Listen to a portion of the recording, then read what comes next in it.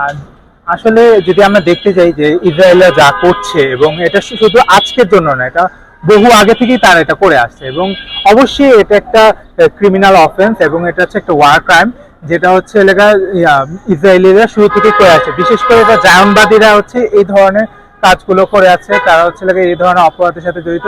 তারা আমরা দেখেছি যে গাজায় হসপিটাল এবং বিভিন্ন স্কুল কলেজে ছোট ছোট বাচ্চাদেরকে মারা হচ্ছে।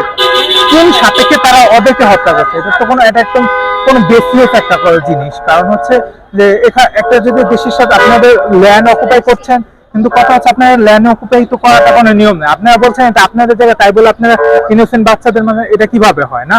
এবং এর উপরে ট্রাম্প বর্তমান প্রেসিডেন্ট, যিনি আমেরিকার প্রেসিডেন্ট, উনি একটা বেসেস অ্যাকুইজিশন দিতে যে তারা নাকি গাজাকে ওন করবে। কিন্তু আমাদের এটা ভুলে কেমনে গেলাম যে আমরা গাজা একটা স্বাধীন রাষ্ট্র, সেখানে জনগণের, গাজার জনগণের অধিকার আছে, সেখানে আরেক দেশের রাষ্ট্রপ্রধান কিভাবে সেই অধিকারটা খাটাতে পারে? ঠিক না? তো অবশ্যই এখানে যা হচ্ছে সবই হচ্ছে এলাকা পলিটিক্স, সবই হচ্ছে ক্ষমতার খেলা। মানুষ এই ক্ষমতার খেলার কারণে মানুষকে হত্যা করা হচ্ছে, নিরীহ মানুষকে হত্যা করা হচ্ছে, যেটা মোটেও ঠিক না। What's your thought that recently taken by the Trump, the decision that they will transfer the Palestinian people in Egypt, and they will design the Gaza in their way?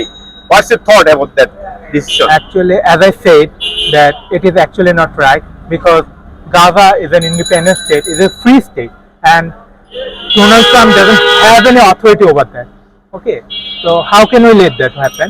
And we all also know that we have seen Donald Trump saying many rubbish, and we also have seen that he would like to be somewhat like Hitler, and we cannot allow that thing happen, and we cannot allow another Holocaust to happen again. And what will be your correction on that situation, or what's your thought about compensation or correction on that?